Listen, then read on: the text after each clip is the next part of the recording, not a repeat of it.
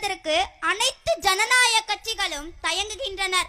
எப்படி எதிர்ப்பார்கள்? தபோல்கர், கல்புர்கி, பான்சரா ஆகிய சமூக செயல்பாட்டர்களை பாசிசம் எப்படி கொலை செய்யுமோ அவ்வாறு நமக்கும் நடக்குமோ என அச்சம் கொள்கின்றனர். இப்படித்தான் காலச்சக்கரமும் நகர்ந்து கொண்டிருக்கிறது.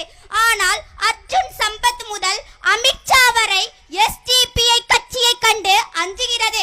எதற்கு அஞ்சுகிறது என தெரியுமா? பாஜகவிடம் இருப்பது போல கார்ப்பரேட் முதலாளிகள் எஸ்டிபிஐ கட்சியிடம் இல்லை. பாஜகவிடம் இருக்கும் பணம் எஸ்டிபிஐ கட்சியிடம் இல்லை. எஸ்டிபிஐ கட்சியிடம் எம்பி இல்லை, எம்எல்ஏ இல்லை. ஆனாலும் எஸ்டிபிஐ கட்சியை பார்த்து பயப்படுகிறது. ஏனென்று தெரியுமா? பாசிசத்தின் என்ற சைத்தானாகிய கொள்கையை வைத்துக் கொண்டு பாசிசி என பெயரிட்டும் பாசிசத்தின் தந்தை எனும் அழைக்கப்படும் முசோலினி லிபியா நாடு மீது போர் தொடுத்தார். அவரிடம் நவீன ஆயுதங்கள் இருந்தன, போர் கப்பல்கள் இருந்தன, ஏவுகணைகள் இருந்தன. ஆனால் பாலைவனத்தின் சிங்கம் என்று அழைக்கப்படும் உமர் முக்தார் தலைமையில் போராடும் அந்த மக்களிடம் வெறும் கை துப்பாக்கிகள் மட்டுமே இருந்தன. அந்த போராடும் மக்கள் உமர் முக்தாரிடம் கேட்டார்கள், அவர்களிடம் ஏவுகணைகள் உள்ளன, நம்மிடம் வெறும் கை துப்பாக்கிகள் மட்டுமே உள்ளன, இதை வைத்து எப்படி எதிர்கொள்வது என்று உமர் முக்தாரிடம் கேட்டார்கள். அதற்கு உமர் முக்தார் கூறினார், அவர்களின் ஏவுகணை அல்லாஹ்வின் அர்ஷிற்கு மேலே பறக்கிறதா அல்லது கீழே பறக்கிறதா என கேட்டார். அதற்கு அந்த போராளிகள் அர்ஷிற்கு கீழே தான் பறக்கிறது என்று கூறினர். அப்படி என்றால் அர்ஷிற்கு மேலே இருக்கும் என் ரப்பு தான் பெரியவன், அவனே நம்மை பாதுகாக்க வெற்றி கொடுக்க சக்தி பெற்றவன் என்று கூறினார்கள். இதில் நமக்கும் ஒரு படிப்பினை உள்ளது. ஆம், நாம் முதலில் ஒருவனை எதிர்க்க வேண்டும் என்றால் அல்லாஹ்வின் உதவி சத்தியத்தின் பக்கமே என அனைவரும் நம்ப வேண்டும். எதிரியை துச்சமாக பார்க்க வேண்டும். எதுவும் நமக்கு விரைவில் கிடைக்காது. இப்ராஹிம் நபியை நெருப்பு குண்டத்தில் தூக்கு எரியும் வரை அல்லாஹ்வின் உதவி வரவில்லை. மூசா நபி கடலின் எல்லைக்கு செல்லும் வரை அல்லாஹ்வின் உதவி வரவில்லை. ஆனால் அல்லாஹ் குர்ஆனில் வாக்குறுதி கொடுத்ததின்படி அல்லாஹ்வின் உதவி மிக சமீபத்தில் இருக்கிறது. அது நிச்சயமாக வந்தடையும். நெருப்பு குன்றத்திலிருந்து நபி இப்ராஹிமை பாதுகாத்த அல்லாஹ், கிணற்றிலிருந்து நபி யூசுஃபை பாதுகாத்த அல்லாஹ், மீன் வயிற்றிலிருந்து நபி யூனுஸை பாதுகாத்த அல்லாஹ், ஃபிரௌனிடமிருந்து நபி மூசாவை பாதுகாத்த அல்லாஹ், கொடியவர்களிடமிருந்து நபி ஈசாவை பாதுகாத்த அல்லாஹ், எதிரிகளிடமிருந்து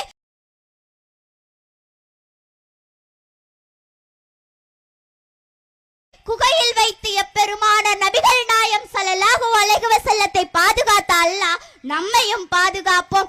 இந்த நம்பிக்கை, இந்த உறுதி, இந்த தெளிவு முஸ்லிம்களின் உள்ளத்தில் ஆழமாக இருக்க வேண்டும். எஸ்டிபிஐ கட்சியின் செயல் வீரர்களுக்கு இந்த நம்பிக்கை ஆழமாக உள்ளது. அதனால் தான் பாசிசம் எஸ்டிபிஐ கட்சியை கண்டு பயப்படுகிறது. நமக்கு நம்மை படைத்த ரப்பு இருக்கிறான். எவன் என்ன செய்துவிட முடியும்? முஸ்லிம் சமூகமே இதை இங்கு கூற காரணம், போராட்டத்தில் சுணக்கம் வேண்டாம். எதிரிகள் தொடர்ச்சியாக வக்ஃபு சட்டம், குடியுரிமை சட்டம், முத்தலாக் சட்டம், பொது சிவில் சட்டம் என போட்டுக்கொண்டே இருக்கிறார்கள். எத்தனைக்கு தான் போராடுவது என எண்ணி விடாதீர்கள். நமது போராட்டம் முத்தலாக் சட்டத்தை ஒழிக்கும் வரை இல்லை, குடியுரிமை சட்டத்தை திரும்பி பெறும் வரை இல்லை, பாபரியை திருப்பி தரும் வரை இல்லை. நமது போராட்டம் இந்த மண்ணில் பாசிச அரசத்தின் சிந்தாந்தம் ஒழிக்கப்படும் வரை தொடர வேண்டும். அவரின் சிந்தாந்தம் உடைக்கப்பட்டு ஜனநாயக சிந்தாந்தம் நிலைப்படும் வரை இந்த போராட்டத்திற்கு முடிவென்பது கிடையாது.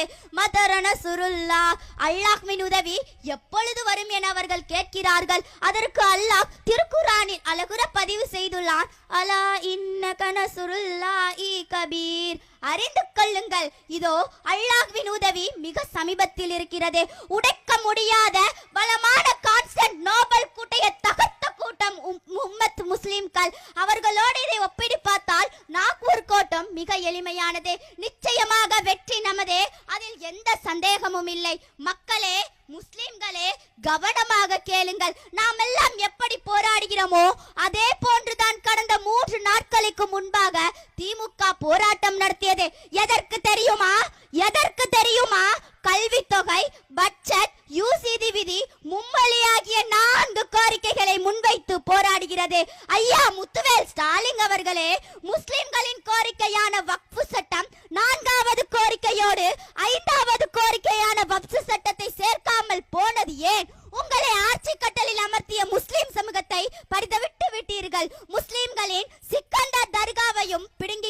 செய்தீர்கள். அவர் முஸ்லிம் சிறைவாசிகளை விடுதலை செய்வேன் என்று வாக்கு கொடுத்து முஸ்லிம்களின் ஓட்டை வாங்கினீர்கள். விடுதலை செய்தீர்களா? இல்லை. எப்பொழுது செய்வீர்கள்? உங்கள் தகப்பனார் செய்த துரோகத்தை தானே நீங்களும் செய்கிறீர்கள். அப்பான்னு சொல்றது எனக்கு ரொம்ப பெருமையா இருக்குன்னு சொல்ற முத்துவேல் ஸ்டாலின் அவர்களே, முஸ்லிம் சிறைவாசிகளின் குழந்தைகள் அப்பா அப்பான்னு அழுவதே உங்கள் காதுகளுக்கு கேட்கவில்லையா? தவறிழைத்து விட்டீர்கள் முதல்வர்களே, தவறிழைத்து விட்டீர்கள். தொடர்ந்து தவறிழைத்துக் கொண்டே இருக்கிறீர்கள். அதற்கான பலனை நிச்சயமாக அடைவீர்கள். வரலாறு நெடுகிலும் முஸ்லிம்களின் எதிரியையும் துரோகியையும் ஒரே நேரத்தில் எதிர்கொண்டுள்ளார்கள். ஆம், இதுதான் வரலாறுக்கு நமக்கு கொடுத்துள்ள படிப்பினை. நாமும் முஸ்லிம்களின் எதிரியையும் இனம் கண்டு பாசிசம் இந்த மண்ணில் இருந்து அகற்றப்படும் வரை இந்த எஸ்டிபிஐ கட்சியின் இந்த போராட்டம் ஓயாது ஓயாது ஓயாது, ஓயவும் கூடாது என கூறிக்கொண்டு எனக்கு பேச வாய்ப்பளித்த அனைவருக்கும் என் நன்றியினை தெரிவித்துக் கொண்டு விடைபெறுகிறேன். அஸ்ஸலாமு அலைக்கும் வரஹ்மத்துல்லாஹி வபரகாத்துஹு.